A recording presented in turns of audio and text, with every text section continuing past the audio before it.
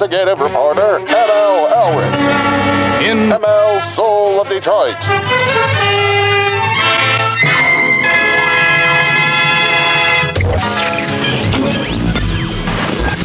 You asked interrogative questions around my tooth. It's gone. What are you doing? Come on. That is not paid for by them. That is paid for by the people of Detroit.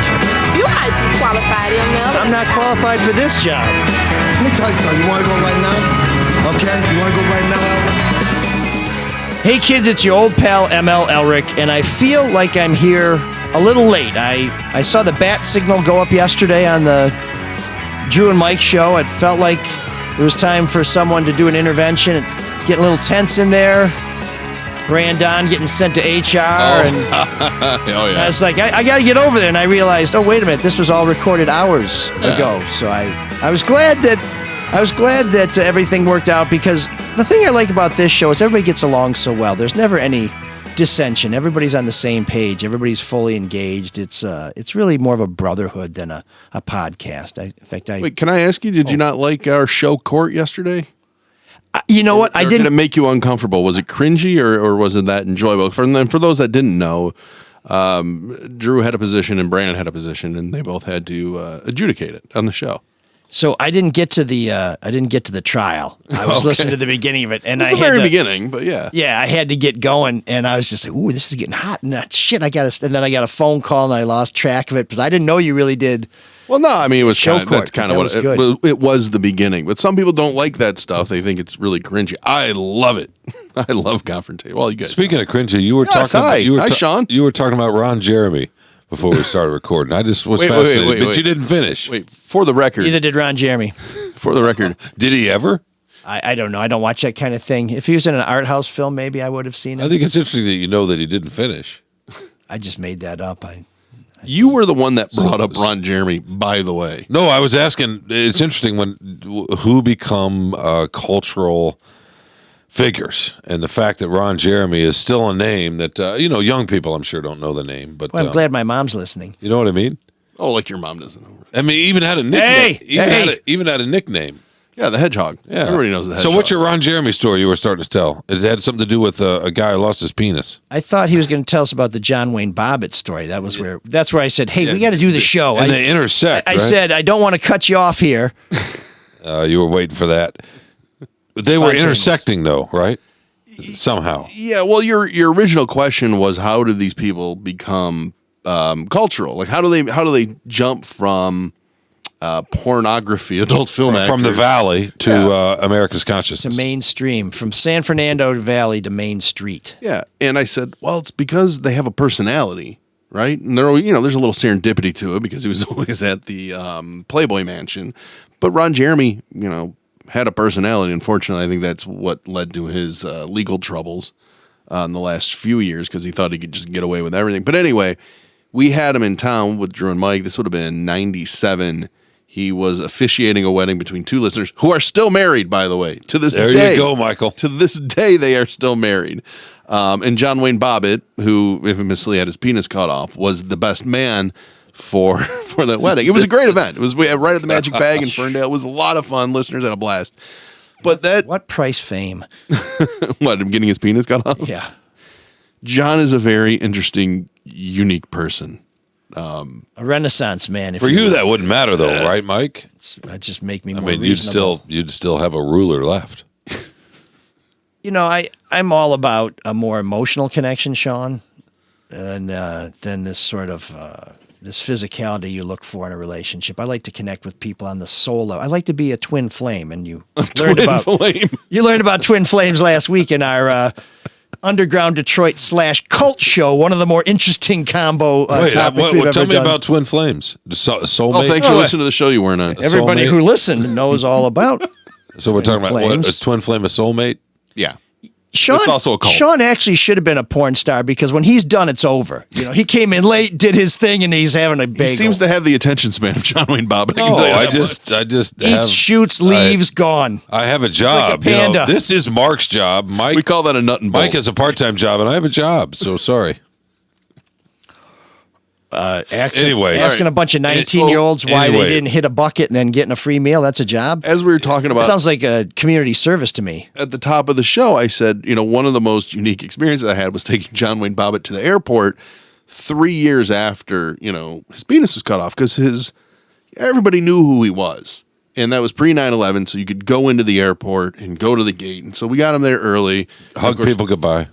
Huh? Hug people goodbye. I want to hug John Bobbit goodbye. I mean, just say it. You can still hug people goodbye before they go through security. No, but Shawn. at the gate, you used to Does it go to matter? a gate and you'd see people hugging and kissing. Does it matter if it's that far away? No, the gates used to be kind of shoot, they were part of our movie culture for decades. You're right, yeah. Airport gates, right? Romantics. How do we go from Johnson's to airport security? I'm sorry This that show's never going to end. I'm sorry that the beginning of the show is a lot more interesting this week. I'll finish my boring story. Oh, Go yeah, ahead. because Shawn's here. That's why he's like, yeah, they got a new element that made it fascinating. No, it's just Mark's able to talk now. Go ahead, Mark. No, so we went in, and of course, John wanted to go to the bar, so we sat down to have some food and beer. And it's really weird when you're with somebody who's that well known for whatever reason, infamy or legit fame, whatever it is. Because he doesn't fly private; he's still flying coach because the radio station was paying. And you're sitting there and you're having a drink, and you start realizing everybody that walks by is not only just looking, but elbowing. Each other Like, look at it. Look at that. Look at that. This guy, his penis cut off. And I'll never forget, next to us were people, I believe they were German or maybe from the Netherlands or whatever, who knew. They don't like each other, by the way, but go ahead. Okay. Look at you being so divisive. But they knew who he was, and that kind of blew my mind that these people all the way in Germany ran into this infamous guy who had his penis cut off in a Detroit airport because, that's a very random meetup for them. I don't know. It's just a weird experience knowing that all these people are looking at him, and this guy that you're with. Have you not ever been out with Mike in public? I have, and people recognize him. They say, "Hey, newsman." They do. Yeah. I thought they said, "Hey, handsome." And people who know I've been married for 25 years also think I've had a part of my body removed, but that happens after many. But it was very surreal. I don't know, for sure. Odd. It was so weird. Did he go to the men's room? Did people follow him into the men's room hoping to Good get question. a peek? No, he showed it to Trudy though. But so where was Ron Jeremy? He was at another gate. I think Ron, someone else took Ron to the airport because I think he left on a different day. So you got bored with Ron Jeremy. No, I feel really awkward saying this now. We had a relationship with Ron. We would call him and he knew exactly who the show was and we could call him anytime. And then you find out that he, sexually assaulted a bunch of women and has dementia and it's. Oh, I didn't know that. That's too bad. What, that he sexually assaulted a I bunch didn't of know women? that, yeah. Or what are you more sad about? The fact that he sexually assaulted a bunch of women or that he has dementia? No, the fact didn't that know which one you were going that he with. did that. Yeah, no, it's Oh, yeah. No, he was brought up on trial and then they deemed him unfit for trial because he's just mentally gone now. That's a hell of a defense. I don't have a Peter North update for you, though, Shawn. How's Savannah doing? It's a good reference. No. Okay. Still a great city in How the did we South. next we're going to be talking about Hayapasha, What? Who? another star. This is one I've never heard of. What's the name? Hayapasha Lee, I want to say. Yeah, she's a distant relative of Countess Sika. No, okay. I don't even know how we got on anyway, that topic. yeah, there's a lot of guys out there with Player magazine who's like, I know exactly what they're talking about. Player. What's player? It's a sister magazine to Cherry. Oh, Cherry. You preferred or 40, club. you preferred 40 plus, right? So I think technically we do. Or have over we do have an 50. explicit rating Over on this 50. podcast. We finally. When you're 18, that's you, right? I have an over 50. Look at you, you're smiling. I have an over 50 magazine story. Do you want to hear that one? Yeah, I too, do. I do. We interviewed the People over 50 are very sexy, by the way. the cover model. Have been for at least the last 6 years. Her name was Tangeray. She was the cover model for over 50 she's the Playmate of the Year for over 50. And the magazine came in and let's just say it was not a magazine we were all fans of. So Drew quickly relabeled it Uncle Magazine to give up. So it was one of those things you would open it to a really graphic photo and hide it in paperwork, which is something that couldn't be done today because HR would get mad. That's my over 50 story. Well, But we had a blast. Way back when you were a little kid and somebody had like a torn out page from a Playboy, people would pass that around and it was almost like Yeah, somebody had gross. it was like, oh my God, I see a nipple, And now you got kids who are in elementary school who are addicted to porn because they're watching on their phone. I mean, I don't know. Back when you were little, you were trying to sneak a peek at National Geographic. Back when I was a kid, we could make crank calls when you have to worry about somebody saying, I know exactly who this. You ever make that crank call? Or were you more of a JCPenney catalog guy? I would definitely wore tough skins and the USA sneakers with the Olympic rings on them.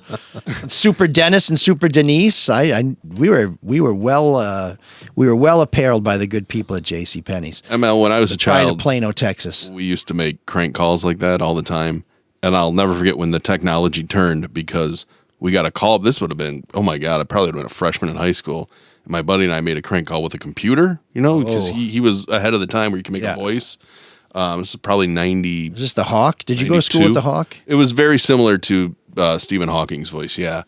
And we made the crank call, and they called back, and 5 minutes later, it was like, oh, wow, okay, I didn't know people could do that. I didn't know people could just hit star 6-7 or 6-9. Yeah, you remember there's an REM song, Star 69. Remember the refrain is, I know you called, Star 69. Do you remember when caller ID came around? Which is great. Star 69, the call goes both ways, right? I mean, it's perfect. And how invasive that felt when caller ID came around all of a sudden. Because you're used to just making a call. If nobody was there, you hang up. Maybe you don't want to call back. Maybe you thought twice about it. But once caller ID came around, you couldn't do that. There was a record. And now everybody screens. Now nobody answers a phone call at all. Unless you know they're in your system, I guess, right? I suppose, but even then. It's like, we used to do this one where we would call somebody and we'd say, hey, we're at the phone company. We're working on the line. We're going to call you back to test the line, but don't answer it because if you do, we've got linemen out there, and it'll put a charge through the line. It can be very dangerous. So please, we're gonna call you back. We do not want you to answer. So whatever you do not answer, and then you'd wait a little while, then you'd wait a little while, then you'd call back, and invariably some old lady would answer. You'd go like, "Zah!" and hang up, and then we'd always feel like stupid. We'd always feel like maybe we gave her a heart attack, but that was really bad. Well, you told her not to answer. But that was a rite of She was a rite of passage, right? Back in those days, when did it start? Like late elementary school or middle school? Middle school, somewhere in there. And you call somebody and say, "Hey, is your refrigerator running?" or whatever. Sure. Yeah. Got Prince Albert in a can. What were some of the others? Whenever your parents left you alone, when you're old enough to be left alone with nothing to do, 13, and you didn't 14. have cable, you had if the you phone. if you had a buddy over, especially, that's what you did. Even back then, the phone was entertainment. We never really thought about it that way. Well, we've gone from cranks to crank callers, but we need to tell you who brought us here, and they're not feeling proud about it at this moment. Not bad. Nice pointing out his segue. That's Dr. Yaldo. We're all broadcast professionals here, without Carlos to keep him in check. No, you got to be authentic. That's what goes. It's just freewheeling. So anyway, Dr. Yaldo is one of the people who brought us here, sponsoring the show and all the Red Shovel Network shows. If you're looking to change your life, if you're looking to get better than 20/20 vision, go talk to Dr. Yaldo. We'll tell you about his latest offers and how it's changing people's lives. I've had LASIK surgery. Marc's had LASIK surgery. Awesome. We highly recommend it. And if you're thinking about having it done, Dr. Yaldo's the guy. You need to get there? Well, how about a sweet whip from Zott Ford and Holly, also sponsoring the Red Shovel Network. They have some great deals on some 2023s that are brand new and some 2024s that we'll tell you about a little later in the show. And of course, if you're planning for your future, let Luke and Zach at Pinnacle Wealth Strategies do the heavy lifting. They will come up with a plan to help you prepare for your future where you can just say, you know what? When I need the money, it'll be there. And in the meantime, I just give it to them, let them make some good choices. They'll consult with you, but don't watch. Today, watching the stock market, you feel pretty good. Tomorrow, maybe not so good. Let Luke and Zach freak out about that stuff. You just let your money go to work for you. We'll tell you how to hook up with those two gentlemen a little bit later. And of course, our favorite sponsor, nothing against Dr. Yaldo, Zott, or Luke and Zach, is you.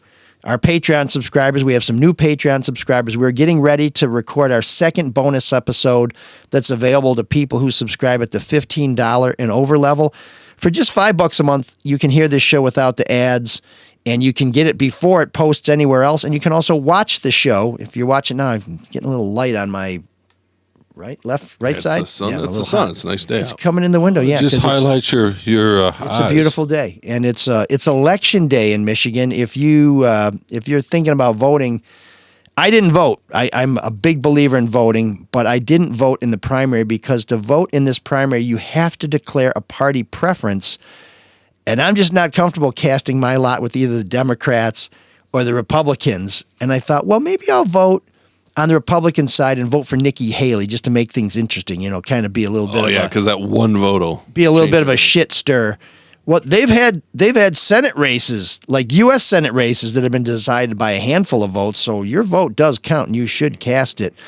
But I didn't want people you saying grumbling? you're I a am Republican, grumbling. Why are you grumbling? Because I just think that's I don't like it when people say that.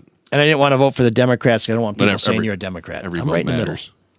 They do. Every vote does matter. Yeah, but I really hate it when people Believe say me, I you came didn't up vote. a You couple can't. thousand short. Every vote matters, especially if you got 1,999 That's a other little- people who you it's a can little bring out different. with you. I'm talking about a presidential election. But I hate it when people are like, you didn't vote, you can't complain. Well, sometimes not voting is a form of voting because you don't like either one. No, I'm with the first guys. What? You don't vote, you don't complain. That's your ticket to the dance. The election, the Bush-Gore election was decided by a handful of, actually in the end it was decided by The 5 Supreme votes. Court, yeah. But in Florida, if you 500 didn't or vote, something, right? Yeah. well, I mean, it was 5-4, I think, when they Still not one. worked it out on the Supreme Court. But yeah, but one of those 400 votes was, My whole point, though, is if you don't like either candidate, why fucking vote for one? because politics isn't thinking about, you're not picking between Jesus and old Scratch. You're picking between the better of two candidates, neither of whom is exactly distinguished themselves. But I'd rather vote for somebody I believe in, or at least I believe in their policies. or a majority of them. Congratulations to President Jill Stein. Thanks for casting your vote but for somebody who changed America and the world for the better. But those people wanted to vote for her, so why not? Mark's outside the system. He's his own guy. He's super legal. You know what I mean? What do you mean? He's his own guy. You're beyond the legal He doesn't system. need- You're no, he's it doesn't outside apply. the man's system, not the legal system. The man's system. He's his own dude. He doesn't need to vote if he doesn't want to. And if he wants to complain about whatever, he can do it. Or he could just Thank you for- wait till thank you room for permission. 7609 when everybody feels like they have a right to complain. What's that, Mark? Thanks for your permission. It's not my permission. I'm just pointing out that Mike's trying to tie your hands for the next 4 years if you don't vote from talking about anything. My only point was that sometimes not voting is a form of voting. A protester. Yeah, I mean, well, but we saw that you can't actually go and vote for that. What in Nevada, and they do that. And now there's a push in Michigan to vote no confidence. Yeah, no choice. Well, Cracker has a great line where they say, I don't know what the world may need, but a V8 engine's a good start for me. Then there's another part where he says, what the world needs now is another folk singer like I need a hole in my head. Yeah. I say the same thing about protest votes. Cracker. We've never played we- Cracker, have we? I think we have, but you were Low? peeing. Low? Yeah. Yeah, I think we've played Cracker. Is that what we played? We've at least played Camper Van Beethoven. Yes. I But did we, see- we I need saw another those protest guys. singer like I need a hole in my head. Take the or protest Skinheads vote. Bowling. Mm-hmm. Take Great the- song. Wow, it is a great song. Yeah, I saw both those bands, I think. No, I didn't see Cracker. Just whatever the Camper Van Camper Beethoven. Van Beethoven. I saw Cracker at St. Andrews. They were great. I saw the Butthole Surfers at a place in Austin. You're just gonna list every concert that you've been to? No. I just remember. Yeah, no, there were a couple of drummers Back in your and Texas days? They had gals up on the back of the stage that were naked dancing and strobe lights and yeah. It was, Did you approve of that? I don't know that I thought a whole lot about it one way or the other. The Beans. Your penis did. It was the Beans. No, I don't remember that. I remember they had Stuff two on Beans. They had two drummers. That was more unusual to me than the It may, have Well, been, a band with two drummers. artistic. that may have been 38 Special you were watching. You think so? I think 38 Special had two rhythm sections, like two drummers and two bass players. Radiohead. Radiohead does that. Two Do they? drummers. Yeah. At the same time? Two percussionists. Uh huh. Dirt Bombs have two drummers. Not for the album, but for live shows they do. Okay. Yeah. All right. Bloop. Yeah. Yeah. Anyway, yeah. No, none of that music ever makes it here. So was anybody moved or offended by the Chris Chelios retirement ceremonies where he kind of Offended. he was kind of poor mouth in Detroit, like he got traded to Detroit, it wasn't good news. He won 2 cups here and got to play till he was like 47. But I was Well, what do you consider him? Do you consider him a Red Wing or a Black Hawk? Why were you offended? What did you say about Detroit specifically that offended you? Well, it was just kind of like, yeah, I love Chicago. Chicago's good. Then I got traded to Detroit. Well, they're the ones retiring his number, though, right now. What do you want him to say? They are, but I thought he had a pretty good run here in Detroit, and frankly, Detroit stuck with him longer than they should have, and Detroit supported his bar and his family. He had a bar. He has a bar in Chicago, didn't he have one in Chicago as well? They had a family restaurant. I don't know if he had a bar in Chicago. I know that he went to every bar in Chicago. Banged everybody at every bar in Chicago. He played here 10 years, Chicago 9 years, but I think he played more games in Chicago. The thing about Chelly, that's worth. Chelios, He had more success here. he was a Not Hollywood personally. guy, wasn't he? Chelios. Oh, yeah. He had that. Malibu Mafia. I remember when I was in L.A. I was doing a takeout. This is back in the days when we used to travel for a single takeout. It was crazy. But anyway, I was doing a story in Iserman, and I was in where the Kings play. So maybe wherever the Staples Great Center or Western whatever. Forum. Yeah. No. It was the Staples. It was the Staples It was the Center new one at then. that point. Yeah, it had just been built. Okay. That was Staples. And I'm standing there, and guess who comes in to see Chelios? Jeremy Piven, John McEnroe, and John Cusack. Yeah, well, those are all Chicago guys except for McEnroe. Yeah, they were all, yeah. McEnroe was in Chicago the other night, right? With Eddie Vedder and Dennis Rodman was there. And then John C. McGinley would wear Red Wings jerseys on Scrubs because of Chelios. So Never a fan of Chelios. yeah, well, in terms of his Most of those guys, that 2002 or 2001 or whatever, that Cup team, like Brett Hull, they were not pleasant fellas, even Iserman. well, Iserman's never been known for his great personal warmth. No. But- no, but at least he was just sort of quiet. But some of those other guys. That was his were- style. Yeah, it was much more interesting to sit and talk with Fedorov, for example. yeah. Or Lidstrom, who was quiet, but it was at least, I like Chelly. Chelly was a blast, man. We'd have him on. He was a lot of fun to talk to. You liked him? Yeah. Well, he was definitely someone who lived life and loved life. So when I was working in Chicago, the Olympic team had just flamed out in Nagano, and the men's USA Olympic hockey team had a bit of a scandal because they trashed the dormitory where they were staying. And so Olympic officials wanted to look into it, and they wanted to bring charges or whatever. And Chelios was the captain of that team which poorly underperformed. They got out of there like immediately. And I was driving home from work one night, and I was listening to Chicago sports talk radio, which is even more obnoxious than Detroit talk radio. And they were going on about, Chelly, they didn't do so good over there, but he's all broken up there. They didn't perform. He's got to be hurt. And he flew home. He just wants to rest and recover and get ready for the rest of the NHL season because that was and all this other shit. And Stash from the South Side's like, it was a shame there, disgrace there. And the day after they skated from Japan, was at Yahtzee's, which is a big bar on the north side full of young people, Lincoln Park types. Chelly walks in, this is the middle of winter, wearing some like OP shorts, some tank top with some other buddy of his. He walks in and all he's doing, you can see he's looking around like, okay, which chick am I going to take home tonight? And they're getting bombed out. I'm like, so I call on the radio, should I say, I was just at Yahtzee's tonight. Chelly is not upset. He was already partying as soon as his plane landed. So you blah, blah, blah. squealed. And they wouldn't put me on the air because we don't want to, we can't have unsubstantiated, allegations on the air about somebody, But you thought you would right or wrong. So what I said was, listen, I said, I work for the Daily Southtown. I'm a professional journalist. I'm a reporter. I'm a credible source. We just talked. We're not going to put you on. So that whole town was covering for this guy. But he was one of the amazing hockey characters of all time. I mean, as a physical specimen for longevity, for talent, for grittiness. At one time, he was a big goal scorer. He was a captain of the Montreal Canadiens as an American, which is insane.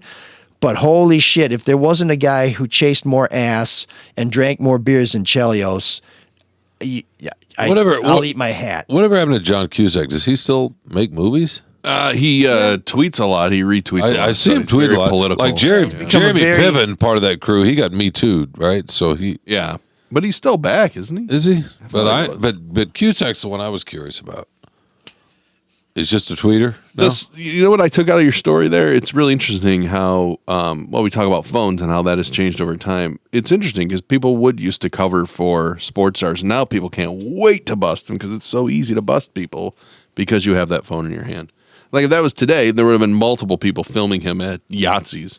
Oh, yeah. No, that you wouldn't have needed me to call. You'd just find it on a feed somewhere. Or maybe it would have been their topic that day. It's like, what's Chelio's doing drinking beers when he should be drinking from the cup? It's like, well, they give you gold medals. Whatever. Yeah, so much of sports radio, though, is like shitting on the people now. I don't know where the Chicago guys turned into true. Brooklyn guys, but somewhere in there they kind of morphed a little south side you colored Boston it enough. too. It's very nice. But yeah, so I was so happy to see Patrick Kane score the overtime winner, so they kind of stole Chelly's thunder on Chelly night, and it was a former Blackhawk who did it, which was awesome.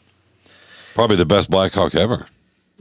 You got Bobby Hull there. Yeah. I think you have to go a long way to get past the Golden Jet. If he hadn't gone to the WHA, he probably would have scored more goals than Gretzky. I mean, how many cups did he win? Back when there were 6 teams? They won a few, I think. I don't know. It's like saying Bob Cousy's better than Steph Curry to me, but okay. Is that true?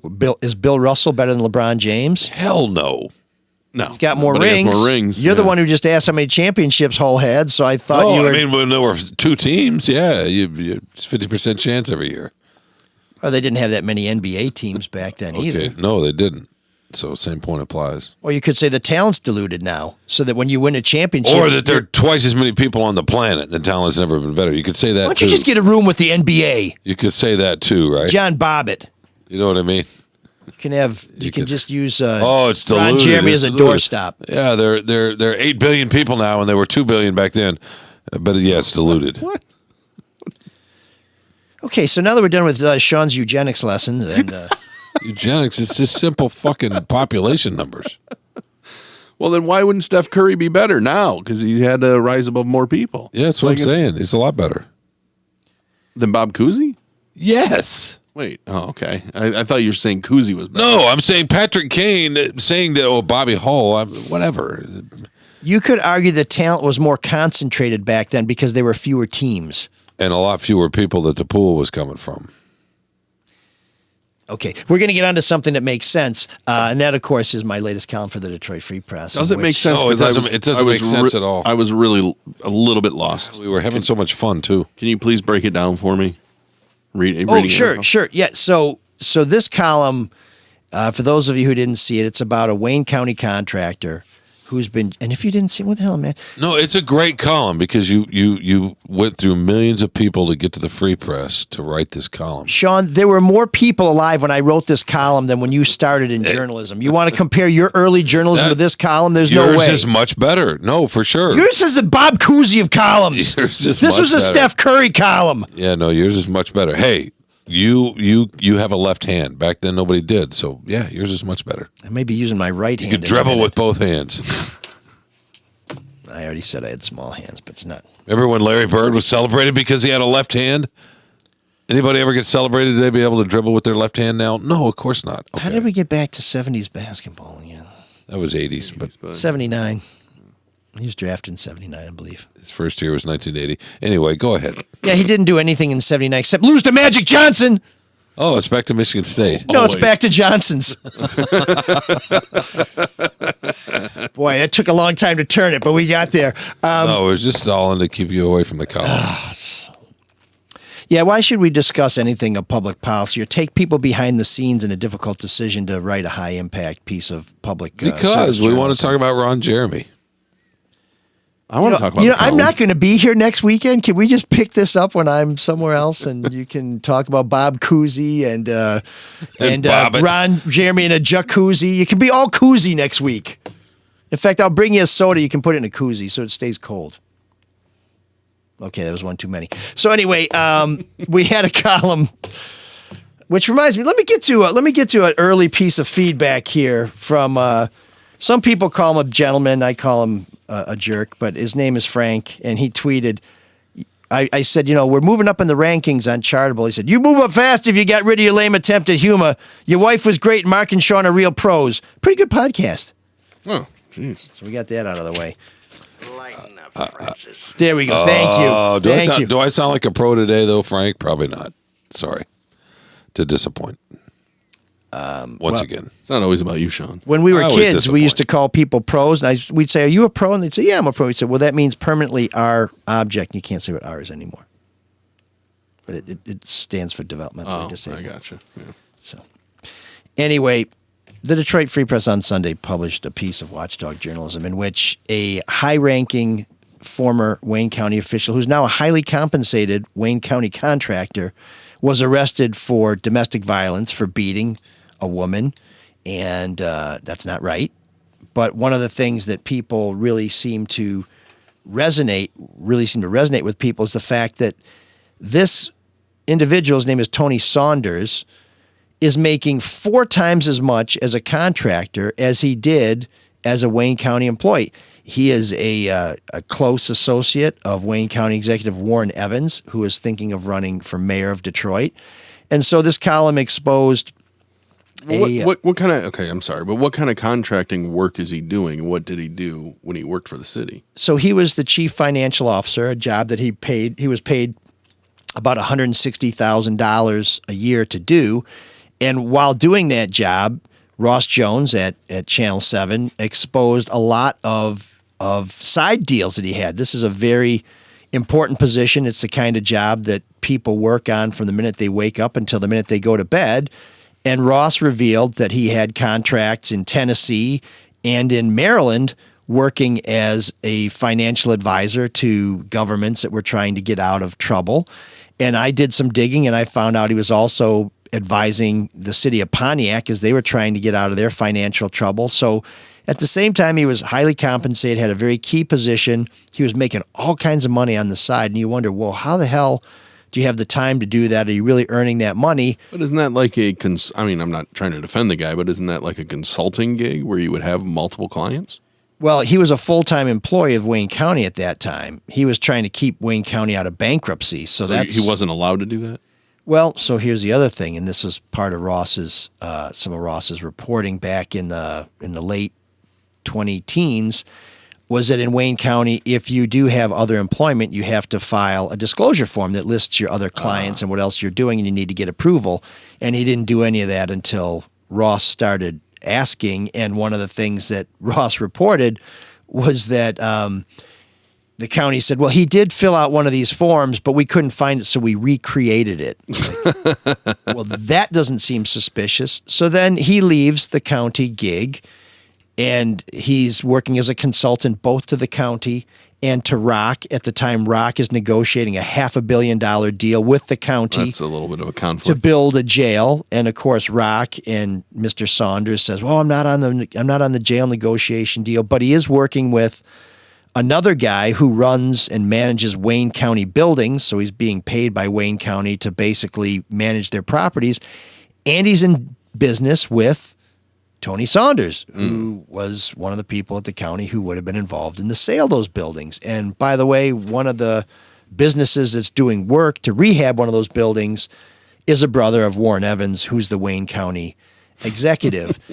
And one of the things that this story, I hope, really opened people's eyes to is that Wayne County, which everybody but Ross Jones ignores, has its own friends and family plan. And if you're connected to Warren Evans, you can get a pretty good deal. And if you are somebody like Tony Saunders, who had some time with the county and is now making some money as a consultant, he's being paid his $25,000 a month that he gets to work as a consultant is twice what he was being paid when he was a full-time employee, but he only works 20 hours a week, so he's actually making 4 times what he was being paid when he was a full-time employee. And here's the other thing about it. He was hired to help find a new chief financial officer, which he did. Where'd that person come from? I'm not sure. But once they found this person, like, well, we need to keep Tony on to advise this new My CFO. God, what a waste of money. Yeah, so this thing just becomes a money pit. And it's all going to a guy who now, we learned, has been arrested and charged with beating a woman. And so I contacted the county to say, does this affect his status as a contractor? Do you have any concerns about somebody getting all these taxpayer dollars? Do they have anything in the I don't know what they call Like it, a the city morals clause? Yeah. No, not in the contract that I saw. But these are the kind of things where if you were a full-time employee, the county might say, we're going to suspend you with pay pending the outcomes of the charges. Sure. We're going to investigate this. We're concerned. We don't want our employees to be involved in legal matters, particularly crimes against people who may be considered less vulnerable. And the other thing that I think this column exposed is that, like too many governments and too many public officials, they have a lot of people paid to be in the communications department. Mm-hmm. And when you call them, they don't communicate. Yeah. They run you around, and in the end, they just give you a statement that says, we got nothing to say. Yeah, but at least they shared that statement with you 2 times. Yeah, when I said, this doesn't seem to say anything, because I also want to talk to them about, well, why is he being paid so much to do work that he helped hire somebody to do?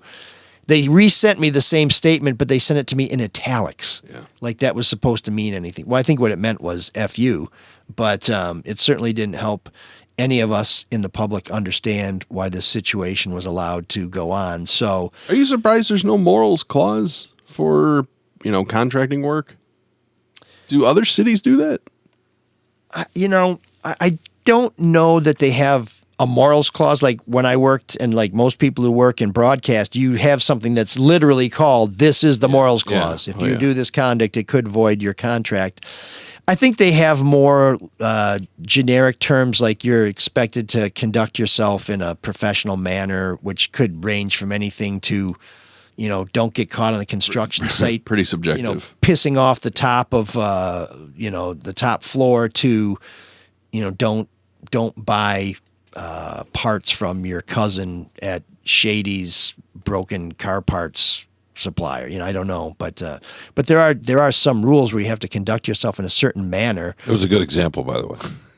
Have you ever gotten anything from Shady's car parts? No, but I just recommended. like seeing your brain spin there, trying to figure that one out. Well, I was waiting for Shawn to chime in, but clearly he's bored from this story. So no, now that was fun.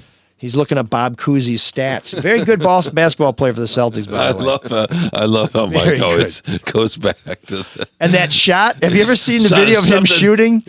Where he pulls it down to his chest and he shoots and his leg kicks out. I mean, I just love how I could block that shot. Mike bites onto something early in the show, and then it's a theme the rest of the show. It's great. Well, Shawn, we're here in Dallas. You're in the suburbs of Fort Worth, so I understand why you. It's a callback. There you go. That's an You're oldie. Disconnected. Next thing you know, he's going to be talking about soba bikes in Tokyo. Every time I read one of your articles, though, I go, God, why did I work in government? It seems like you can't do anything to get fired, and it seems like you make way more money than you should. Way to stoke the fires. Well, it depends who are your friends. If you don't have friends, Whip up the anger. you're not going to get the job. Well, you should be angry about it, man. Well, this guy's getting paid. Well, let me ask Mike a serious question. So for however many folks like this, how many are there that just go to, in the government, government employees that just go to work and do their job and go home and don't screw anybody over? Well, the rank and file. I would think the vast majority of them, and if you read a story in the Detroit News this week, you would find out that there are clerks in the courthouse who do exactly that. They go to work and they go home, who are incredibly undercompensated. In fact, Wayne County has trouble hiring sheriff's deputies. It has trouble hiring clerical workers because when Tony Saunders was CFO, they slashed pay and benefits to avoid bankruptcy. So I guess that's, understandable. But what ends up happening is these people who just go to work and do their jobs are not even making a fair wage, while someone who's only going to work 20 hours a week and we don't even know what they're doing when they're working, and the work they're supposed to be doing is supporting the people they hired to do the work that they're being paid to support them to do, are being lavishly compensated. And so if you're one of those folks who is a good and loyal county employee, you should be saying, you're telling me there's not enough money to pay us? Well, people always but talk this about, guy's making $312 an hour? People always for talk sure. about, So maybe you wouldn't want to be a government employee, Mark, right? why? Well, no, He wants to be a contractor. I was being very facetious. You were? Yes. I couldn't tell. But it's really interesting because we all want better policing, which I think would happen if you paid police more, paid them more money. So wouldn't this be a place you could take money from a contractor who God knows what they're doing? For sure. And paid police. So yeah, if you know rank and file. Absolutely. Teachers and pissed off. cops. Yeah. We should pay teachers and cops as much as we can possibly afford. And firefighters. And expect the best. Firefighters too, but teachers and cops are the ones that if they don't do their jobs, people go to jail. And that's that simple. So let's get those people, and people are generally happy to see firefighters when they show up. They're not happy to see cops when they show up, and they don't generally smile when the teacher shows up either, because they're usually asking for homework or handing out a grade. But anyway, this is the guy who would tell people there's not enough money. Yeah. Turns out there's not enough money unless it's going to him. So you can read that whole column, or you can read it to Shawn. Great job. We'll have a link Great to job, it on Mike. our website. No, you know Mike what? kicks butt for us, Mark. He really does. I'll tell you, People read it too. I can tell our listeners that without giving too much away. I can see what the numbers are, what the stories do, and Mike connects with people, and his columns do very, very well, and so it's good for us too. It doesn't seem like many people So are do watching. Shawn's, Yeah. by the way. He just doesn't want to say that because he's No. the Bob Cousy of the Free Press, and I am Steph Curry. No, I went to Buckets! Michigan Purdue the other day. Nobody read it, which is not a shock. Ugh. It's not a shock. It's okay. People in Indiana might have read it. Yeah. Right. No, sometimes Mike will tell you this. Sometimes you got to go. You got to show up. And you just have to be there and take every Tuesday. and take the hit. Yeah, no, for sure. I was Is that what do we call that? last week Is it a was standing date that we have. Look, I missed you guys personally last week, but it was. What nice. do you mean? We were all here. It was nice not to. Well, I zoomed in, I guess, so it was nice not to have to make the drive. Shawn, you're our third flame. The triplet flame, Listen to last week's show, and you'll know what I'm talking not about. the twin flame. Shawn, I could see clearly now the rain is gone, or because I had LASIK. And if you're watching televised football on high def, the world has become the greatest. If you're watching televised football in the high def world, it is the greatest show on earth. The clarity and intimacy provided by those microphones and cameras can be mesmerizing. It's technology that was unimaginable not long ago. The same goes for the technology that Dr. Yaldo uses. You need HD quality vision to fully enjoy HD television, and no one in Michigan provides as expertly or more often than Yaldo does. A Drew and Mike listener named Dana Wolf wrote their podcast and said he was recovering from his clear lens procedure and gave Yaldo, not surprisingly, a 5-star review. Implanting high-tech precision lenses called clear lenses is the perfection of a very simple surgical procedure. It's the same as routine cataract surgery that millions of older Americans get every year. But these lenses are bifocal, enabling precise near vision that cataract lenses can't. Now, Wolf is 52, and I'm 56, and I will tell you, once you hit 40, even if you have perfect long vision, far vision, your near vision is going to suffer, and you're going to need glasses. You're going to need to use that light on your camera to read menus and stuff like that. Oh, yeah. Well, Mr. Wolf doesn't. He looks at computer screens all day and is thrilled at the difference his new bifocal clear lens implants make. Clear lenses are implanted to give crisp close vision and eliminate the need for reading glasses, and to also allow you to see with stunning precision at all distances. It's quick, painless, and permanent. And if you've had your fill of glasses, and who hasn't, or contacts, I couldn't wait to get rid of contacts.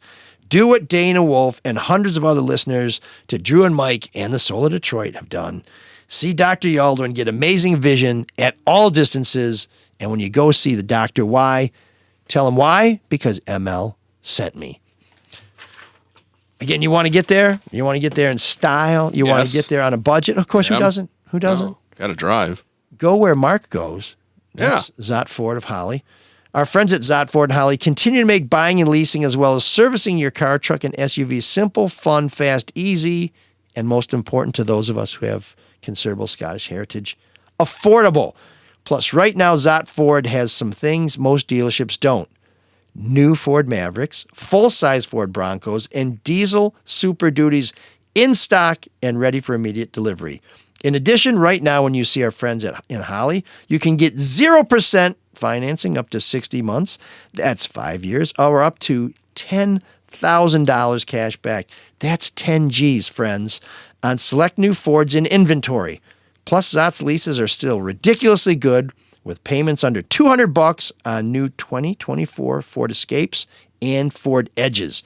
Or get lease payments around $300 a month on the new 2023 Ford Bronco Sports, that's Teresa's favorite, and loaded F-150 Super Cabs, which she wishes she had when she's trying to move furniture. So let's try and keep her in that Bronco, shall we? All from our friends and studio sponsors, Zott Ford and Holly. And you can support us by supporting them, and make sure to shout, ML sent me, when you walk into their showroom. Tell Steve that you're there because ML said, go tell Steve that you're there. Because it's interesting. In the beginning of the copy, you talk about fun fasties. It is one of the loose. No, I don't know. It's loose. No, that's fine. I'll say it is a very loose and easy showroom because sometimes you can be a little intimidating going to buy a car. Who else could tolerate Tom Mazaway than the easiest going dealership in the world? Yeah, very easygoing. So can't recommend them enough. Go in there, wake up Maz, and see, and make sure. But you got to give him some room. Because if he feels crowded on that concourse, he's never going back. Never going back. Forgot about that. He's sworn off Spartan Stadium forever. Such a liar. Yeah. He's never going back until the next time somebody says, "Hey, man, I got some free tickets." Like, oh, you got any food vouchers too? Yeah. Speaking of concourse, who was this that saw me at the concourse at Little Teebs, Caesars? Our buddy Teebs. I am just a big, doughy, balding guy. I'm not... Well, that's what he said. He said it was either Shawn or the Shmoo. I'm not hard to approach at all. Anybody remember the Shmoo? No, what is the Shmoo? Frank says it's another lame attempt at humor. See the details and their vivacious inventory at dealsinthed.com. That's at Zott Ford and Holly. How many times are we going to hear Frank now? What? Well, I mean, it clearly got under his craw. Some people consider Frank the... I am going to use the LASIK stuff that we're what are we doing? We're helping them out. No, they're helping us out. I'm going to use the LASIK stuff so I can see that Bob Cousy is not nearly as good as Steph Curry. Shawn can pee clearly now. The reeds are gone. That's a new song that we're doing. So he wanted to be here for room 7609, which is coming up shortly. Oh, there's one more read. We're not skipping it? Oh, jeez. No, before we get to our Geek of the Week, we have to tell you about Luke and Zach. We told people, we promised people, we had a contract with people, our listeners. That's right. That we would tell them how they can save you money, or how they can help you save money so you have the market's been roaring too. So today, it was a little sketchy last week for a minute. It was. It's been well. I don't look day to day. I know even I do. Luke and Zach will tell you not to look day to day, even though I do. I but need to never listen to make a Luke decision. Don't do it. What? Don't do what? Look day to day. Are we doing Beretta now? Oh, where's your fucking parakeet? Don't do it. But Luke and Zach at Pinnacle Wealth, they let them manage your money, or at least call them at 248-663-4740 and get a free consultation. So they can tell you, like, oh, yeah, you want stocks, bonds, this is how old you are, here's where we can put your money.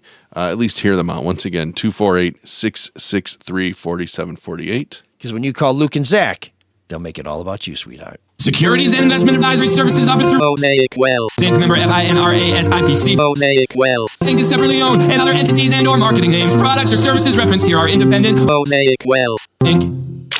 Oh man, the geeks have inherited the earth. Did I do that? What a dork. Does him wanting to play with us again mean that he's turning into a geek, or we're turning into cool guys? So, Shawn, do you remember my old City Hall partner, Eric Lords?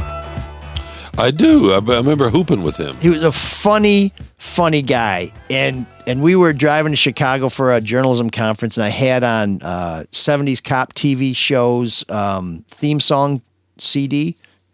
And Beretta came on. My God. Eye of the Sparrow, which was sung by Sammy Davis Jr., and Eric goes, eye on the sparrow, just one eye, because Sammy Davis, and he reaches it, he says, because he only had that one eye. And if you're watching us on Patreon, you know exactly. Can we examine the fact that what album did you choose for a road trip?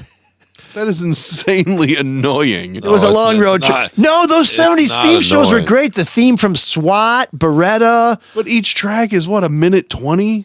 Well, that's the other problem. You know what's interesting to me? I what's also had interesting golden throats. about those shows is that so many of them were just Which was one not guy. a, it was like Which was not a Ron Jeremy movie. It was the decade of the vigilante, right? I mean, Death Wish was obviously in the movie with Charles Bronson, but so many of those guys, so many of those shows were one guy going out fighting the injustice of the world. When the truth is the buddy. If you have a couple of people or an ensemble, it's generally much better. So when did that all change? Miami Vice? Maybe, right? No, Maybe so. because you had probably Starsky and Hutch in the 70s. True. Hill Street Blues, maybe? Yeah. And no, By the way, there were a few Chips, right? There were a few back Chip. then. yeah. Great theme songs. But Quincy, what was Quincy. It was just Quincy. It was him. Quincy M.E. He had help, but so many. He had Sam. The Rockford Files was, of course, James Garner.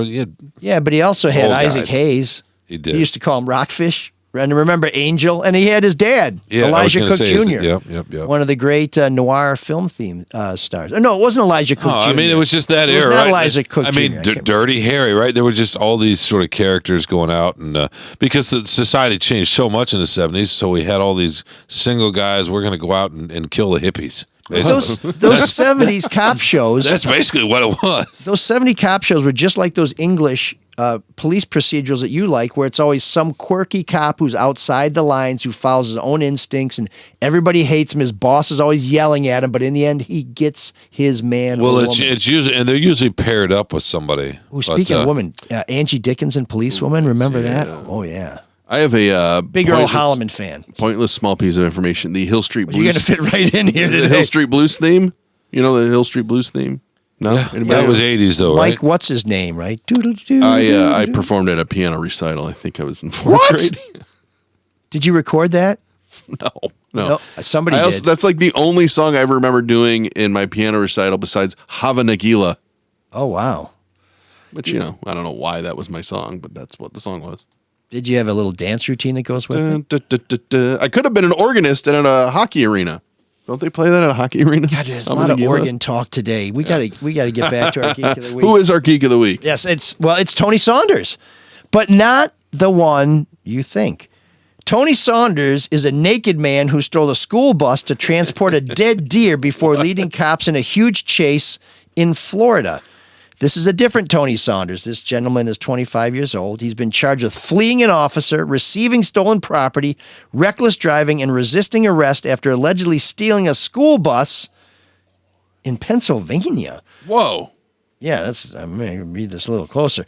The Carroll Township Police Department received reports around 7 p.m. amid concerns a bus was driving erratically in Abbottstown. Oh, he's from Florida, but he was in Pennsylvania. Authorities take warned the man out of Florida, but you can't take the Florida out of the man. Here's more members. Authorities warned members of the public to be on the lookout for the yellow bus, which had its yellow and red lights flashing. A report said officers caught up to the bus driving north in the area of Mechanicsburg-Bowmansdale exit on Route 15. Officers attempted to conduct a traffic stop on school bus, and the bus eventually pulled over near the junction at the PA Turnpike. Keanu Reeves was nowhere to be found. Instead, there was this screwhead who had stolen the bus, stopped it, and then fled barefoot into the woods. Police said he led them through parking lots and busy traffic areas, stripped naked once the cops caught him. He went bare ass as soon as he was caught. The nude move, always a popular one. Police said the male stripped his clothing as he fled from police, and after being apprehended in the nude, admitted to taking the bus early in the day after crashing a BMW. In the nude. Jeez. In the nude. Do you like to eat naked? What? No, no one does. It's gross. I mean, have you ever eaten naked? Do you feel uncomfortable if you eat naked? I mean, is this a reference to? I don't mean in a restaurant. Define lunch. Define eat. Yeah, Naked Lunch is a book, not a way to eat. Are you uncomfortable if you use a fork while you're naked? No. Why? I just was curious if you're comfortable enough with yourself to sit at the table or sit in a chair. No. Or in your bed. It's not sanitary. Why? I don't know, because there's open orifices. So you're not comfortable with yourself, basically. Oh, God. That's not obvious. I thought that would have been I just, when he was talking about naked, it reminds me of. That's where your head went? Remember the old remember the basketball coach at Temple? Bob Cousy? John Chaney? Yeah. Oh, yeah. I remember John There was Chaney. a great profile of him in Sports Illustrated back in the 90s, and he used to like to, after some games, get a big mess of ribs and put a tablecloth on his bed, strip down naked, and eat the ribs on his bed. And that's disgusting. That image has always stuck with me. It's disgusting. Well, that's unfortunate. It's sort of a primal. Unfortunate for you, us, and our listeners.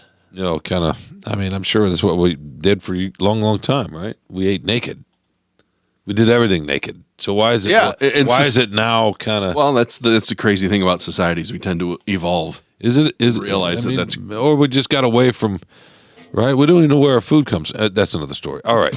Wait. So wait a minute. My geek of the week are the refs who did not call the foul in New York against the Pistons. Yeah. That's ridiculous. And totally screwed the poor Pistons trying to get their ninth win of the year out. Yeah, that could keep them out of the playoffs. Thank you for finally participating. No, but Monty, chance of getting the number one Monty overall Williams pick is going unchanged. I'm sure going to have the head coach of the Pistons is probably going to have a big fine because he went off. Well, he should be fined. He's the highest paid coach in the league with the worst team in the league. And that's Sean's Geek of the Week. Yeah, I said my piece. See you again. There's an all-night party in room 7609.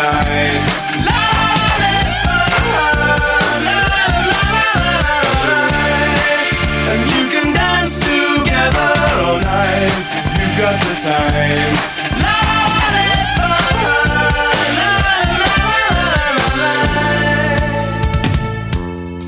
Well, that was a great song. What's next? I'm worried about Shawn.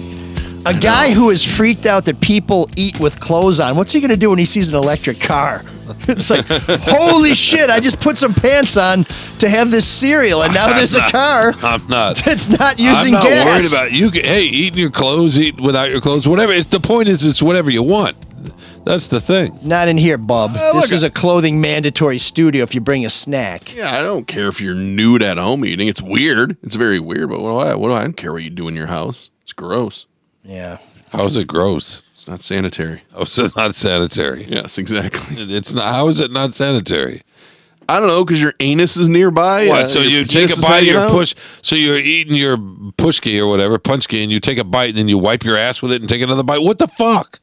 What do you mean it's near your ass? I just don't want to. You're still under suspicion for complaining that people expect you to wash your hands after you go to the can. Now you want to eat naked? No. That was George Carlin's. That was George Carlin's line. I'll wash I'll wash my hands after I poop when I use my hands to wipe my butt. That was Carlin's bit. Well, he was trying to make a point. Look, like Europeans, a lot of other countries in the world think that we are weirdly obsessed with germs and have a cultural national case of OCD. And he was trying to make the larger point that there's some truth to that, right? Like the way we clean, all the chemicals we keep in our closet to clean every surface of the house, that kind of stuff. Yeah, and I'm glad we do it that way. USA. When you can just go out. I've been obsessed with these log cabin videos getting built out in the Romania or wherever. Have you seen these videos? A guy takes a little axe and builds an entire house with an axe. It's fucking awesome. I have seen a TV show like that. Yeah, no, it's incredible. Anyway, I'm sorry. Okay, do we finally have to get to room 7, 8, 9, 10 or whatever? David says, I was ashamed with myself. After this conversation, you have no reason to be ashamed of anything, David. When I learned that about Sunday Rain by the Foo Fighters, I bought their 2017 album Concrete and Gold, notable for its singles Run and The Sky is a Neighborhood, and gave the album the road test. Not my favorite album, but it has some great tracks. Check out La Di Da and Make It Right, but completely passed by Sunday Rain. So, David, thank you for bringing it to this to our attention. Here is the Foo Fighters and a special guest with Sunday Rain.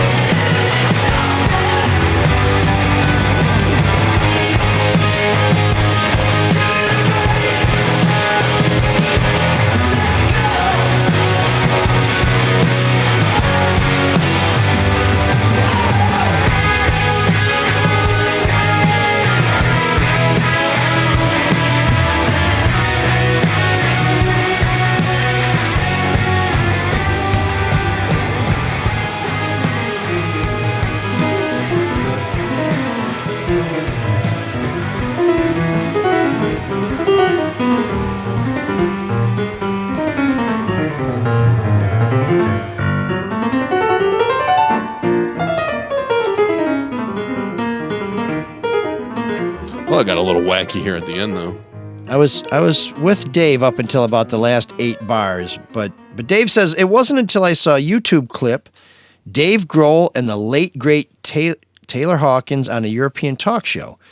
He heard anything. He had not heard anything about Sunday Rain until he saw this talk show, but he did note that it was written by Grohl, but he thought it would sound better, Grohl that is, thought Dave wasn't consulting with the band at that point, that it would sound better if the song was sung by Hawkins, who was the drummer and lead singer of his own group, Chevy Metal. So Grohl, as you may know, played drums for Foo Fighters. So Dave says, so Grohl probably played drums on this, right? He's like, no.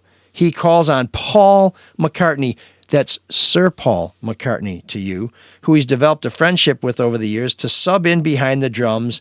And Dave says, I can hear him ever so slightly on the backing vocals. Actually, I hear a lot of McCartney in there. That almost sounds like a McCartney song. So Dave says, I went back to the album. Doesn't it? It does. It has a little Beatles feel, a little Wings or something. Yeah, I was just going to say it. Could use some bonus wings right now. I know, Shawn. It's the chicken breast fillet of lunch. Wait a second. You don't want the bone? I don't like the bone. No. I thought you liked the bone. No. No, I thought everybody liked the bone. As a Bob Cousy fan, it's all white meat for me, or you can get out. That's the way it's got to be. So he went back, but I do like Thai curry. I do like Thai curry. Is that close enough to Steph Curry? Is that how I'm going to bridge the generations? Well, you like the boneless wings, which are just little processed whatever, right? Yeah, they're nuggets. Mashed together white meat, I guess. Fillets. They're fillets. It's probably crushed up beaks. No. With gelatin. That's hey, if McDonald's. it tastes good, who cares? No, for sure. Says the taquito from 7-Eleven. Fuck yeah. So Dave went back to the album and listened to the song, and he now considers it one of his top Foo Fighter tracks, which is a huge list already. Do you think the Foo Fighters like taquitos? Oh, yeah. I bet they do. Those are normal guys that rock. Plus, they're out all hours. Who knows? They're partying. Yeah, they'll eat whatever you put in front of them. And they would obviously eat it naked. Oh, God. Get off that. I think they all do. I'm going to think about now is you eating nude.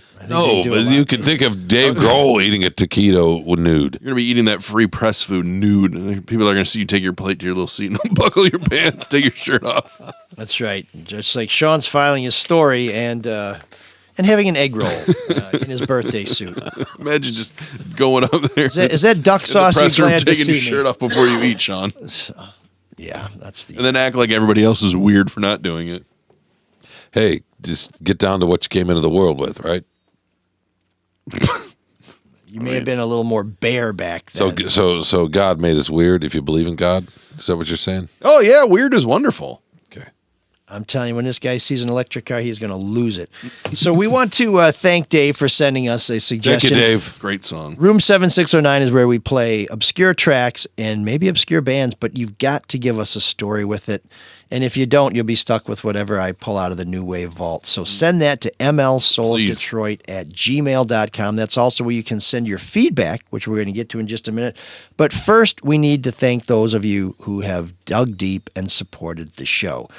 There's a couple ways you can do that. First, there's the traditional way. Mark, how do they do that? How do they people? Go to our website, mlsoulofdetroit.com, and there you'll see a link for Venmo, a link for PayPal, and a link to the Patreon too. So whatever floats your boat. Yes, Patreon. We have some new subscribers to Patreon. Diane Forster joined the Soul Patrol, as did Alan Lengel, and Nancy, who's been a supporter of this show for many years, upgraded her sponsorship, which we really appreciate. So apparently she's liking what you heard, or maybe she just wants to get that bonus episode, because for $5, that's a please let us get what we want level. You get ad-free versions of the podcast. You get to see the video version of the podcast, and it posts before the rest of the world gets access to the podcast. For $15 a month, that's the Big Mouth Strikes Again level, you also get a monthly bonus episode that only you will get. $25 a month, that's a work as a 4-letter word sponsorship level. You get an autographed copy of the Kwame Sutra, Musings on Lust, Life, Leadership from Detroit Mayor Kwame Kilpatrick, and everything that every other level provides you.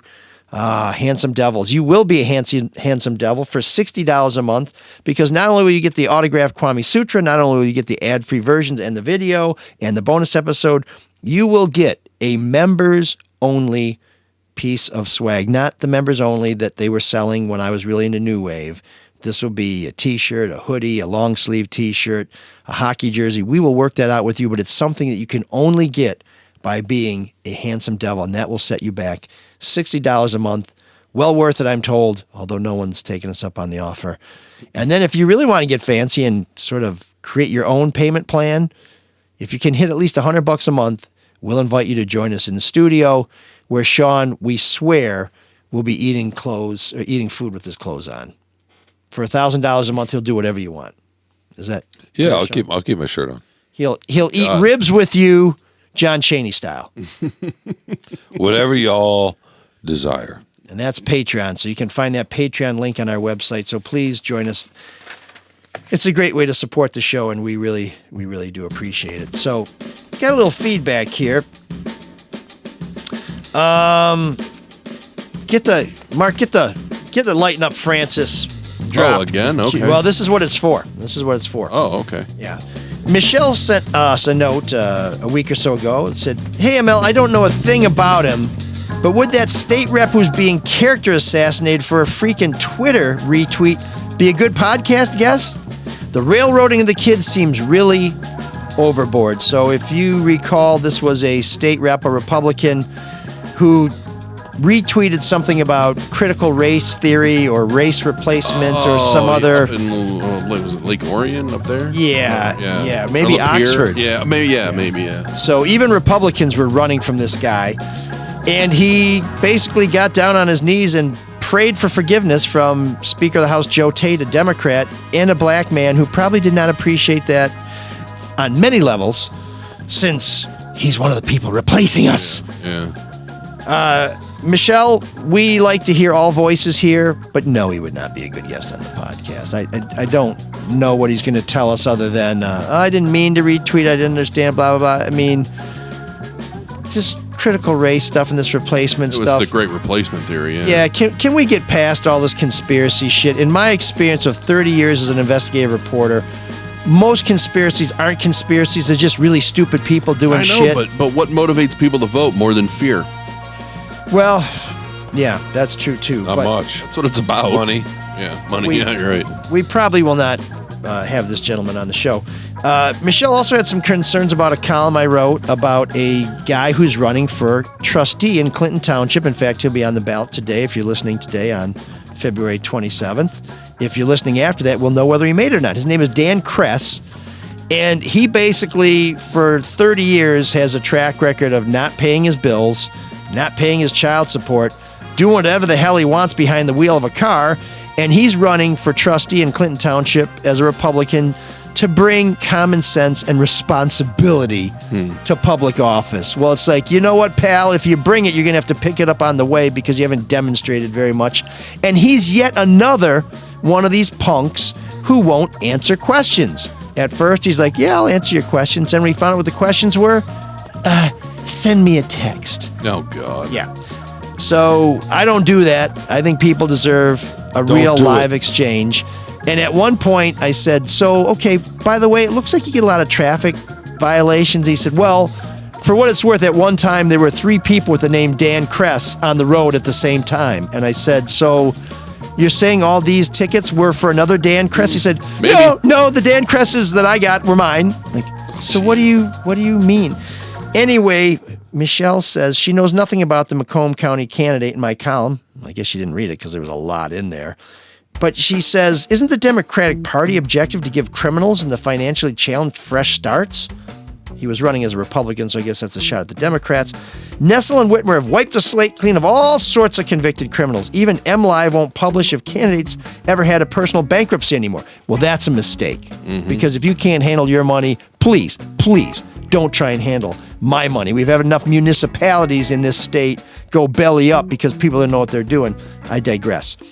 She says, yet you seem to have a hard-on for people's old run-ins with the courts and financial difficulties. I guess she did read it. A lot of phallic stuff today. I'm not saying it's not news. That's right. I'm just trying to understand the disconnect with your reporting and the party's big push to give folks a fresh start. Well, Michelle, I know you didn't have the benefit of hearing the first part of this show, but I'm not a Republican. I'm not a Democrat. I'm just for the truth. I'm just for letting people know who's who, what they stand for, and what they've done so that you can make a decision. You want to vote for a Republican? Go ahead. You want to vote for a Democrat? Go ahead. But you should know what you're voting for. And neither party has a monopoly on integrity. In fact, Amen. Both parties are desperately searching for all they can get, and they don't seem to be searching quite hard enough. Lastly, here we go. Get ready with the drop. I'm sure you thought it was harmless and cheeky, but I think the self-deprecating line about 2 white mics in your Sunday column was unprofessional. Hit it! Lighten up, Francis.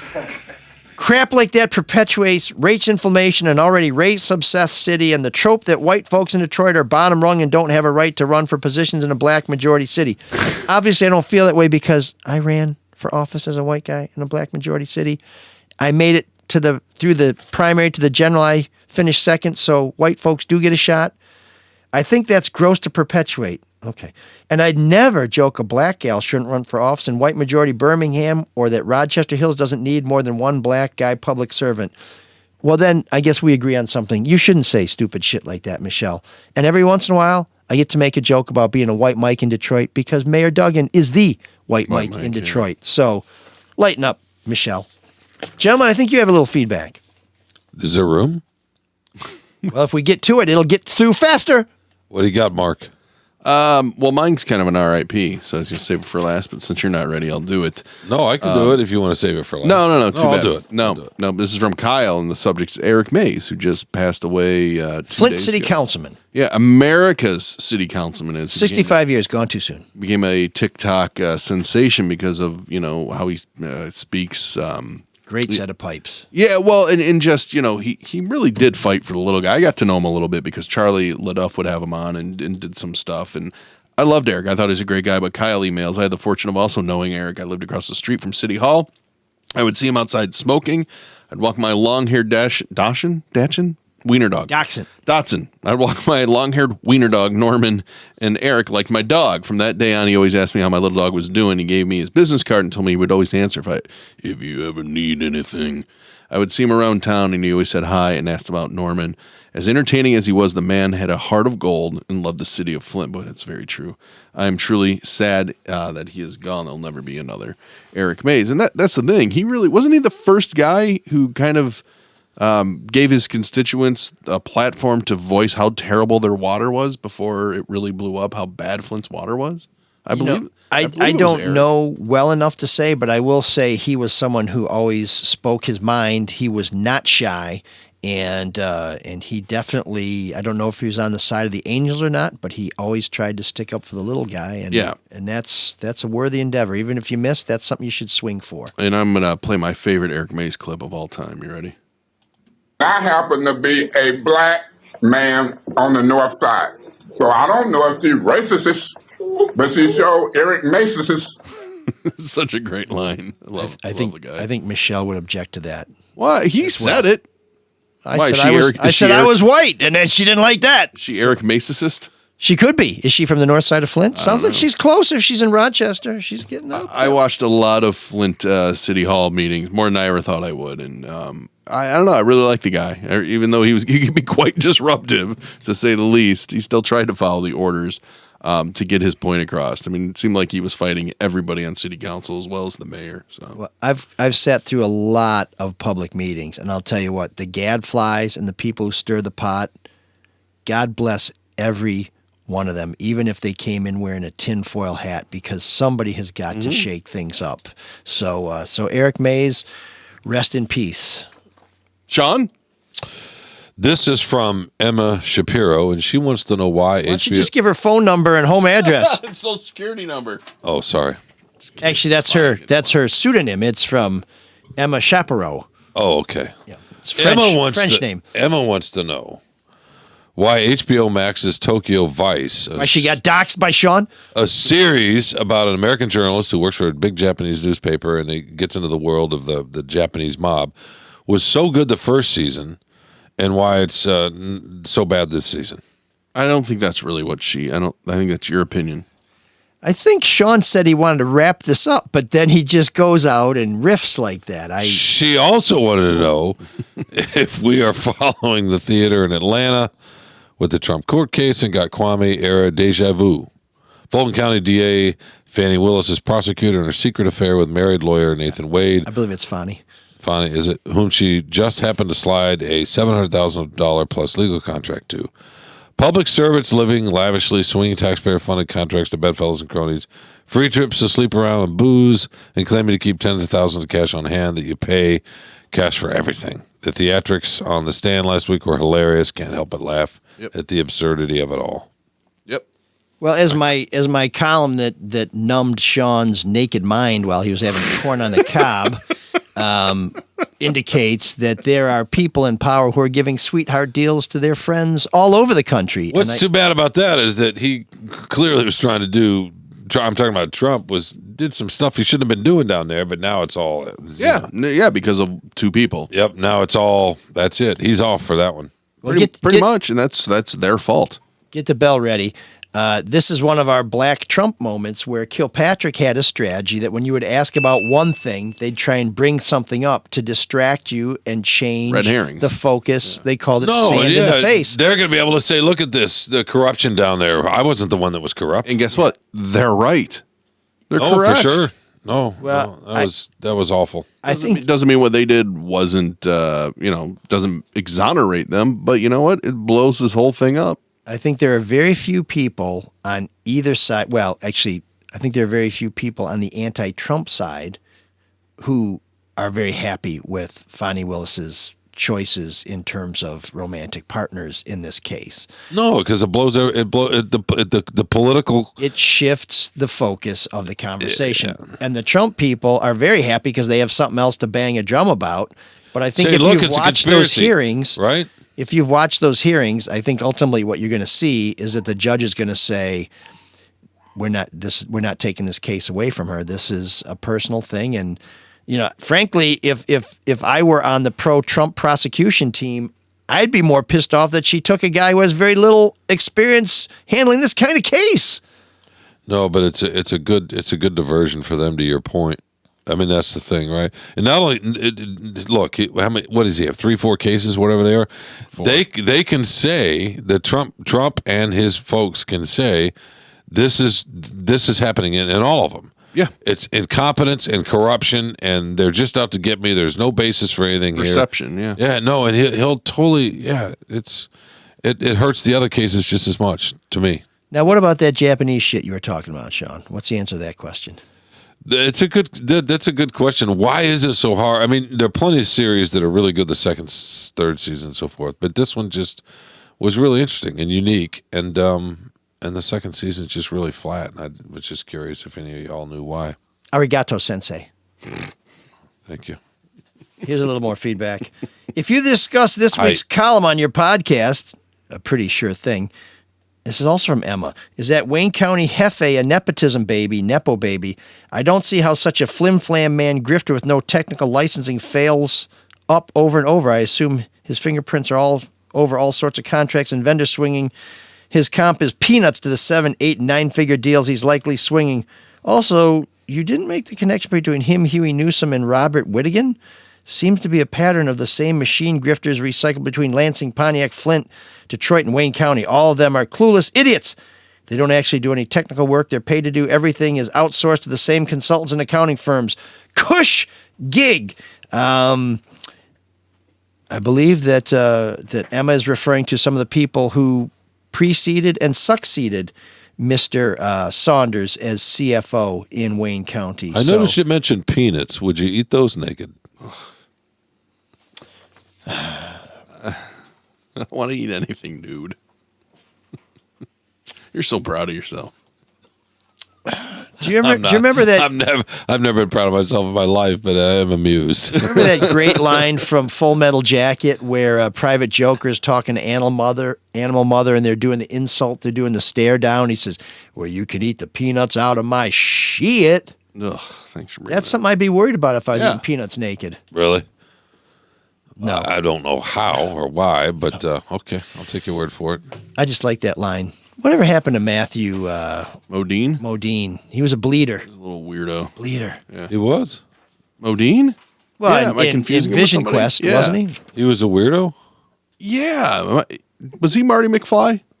No. Oh, who am I confusing him with? Matthew Crispin Modine Glover. Crispin Glover. Total weirdo. That's Yeah, what I'm confusing. Matthew Modine was in Vision Quest. It's the first time we ever saw Linda Fiorentino. Yeah, Aren't they a little similar, Crispin Glover and Matthew for the Modine? second reference to No, Vision not Quest. at all. I think they're little. They look a little. They all look the same. I think Ethan Hawke and Matthew Modine are maybe a little similar. Yeah. Okay, fine. Or maybe the redhead guy who played the drug dealer in Pulp Fiction, Eric Stoltz. Yeah. Crank Caller. Mask. Oh, Rocky Dennis. Rocky. Yeah. All right, anyway, what's going on? Do we have any more feedback? No, I think we're done. Okay. Yeah. Sweet. Sean says we're done. Sweet done. mother of He pearl. started to take off his clothes. He must be getting hungry. Well, then I'm going to do a DoorDash. Thanks for listening, folks. Eli Zarrett will be filling in next week while I'm on special assignment, writing something incredibly boring so that Shawn continues That was to... a pretty good joke. I just wanted the Frank who complained earlier. That was the DoorDash joke. Come on, that was pretty good. That was good. By the way, Frank and I, we did end up reaching some sort of accord. Neither one of us liked the Wolverines very much, but I did tell him it was kind of tough getting criticized by guys drinking a summer shandy. But So you're making fun of what? Yeah. no, what the hell because is summer wrong with shandy, like I'm kind of funny. Summer shandy is kind of beer, so I don't know, who's got the high ground here. But we came beer. together. We came together it? Isn't it beer? as opponents of the cult. Yes. It's beer with lemonade. Yeah. It's like Ron Swanson says, I hate liars and I hate skim milk because skim milk is water lying about being milk. We'll fix that in post. Anyways, thank you for joining us. Please patronize our subscribers. Let Dr. Yaldo, let Zot Ford and Holly, Steve Gabar and his team out there, and let Luke and Zach know that you found out about them because of the Soul of Detroit. And please consider becoming a Patreon supporter of this show. That is really one of the things that sustained us and will sustain us going forward. So thanks for being here with us. Please eat carefully. And until next week. In clothes. Yeah, well, no, I mean, if you're naked, eat especially carefully, especially with that fork. I don't know what Sean's using his fork for. What does he do with a spork? Okay, anyways, assuming Shawn doesn't drop dead when he sees an electric car, we'll be back next week with another exciting episode of The Soul of Detroit. Until then, Can you dig that? Cyrus, take us out. Can you dig it?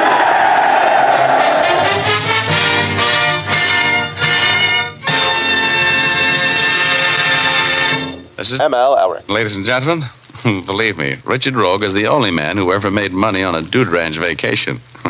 We hope you enjoyed our story. Ray Buffum wrote it, Sean Windsor. composed and conducted the music, and Marc Fellhauer. produced and directed. Thanks for listening, and good night, all.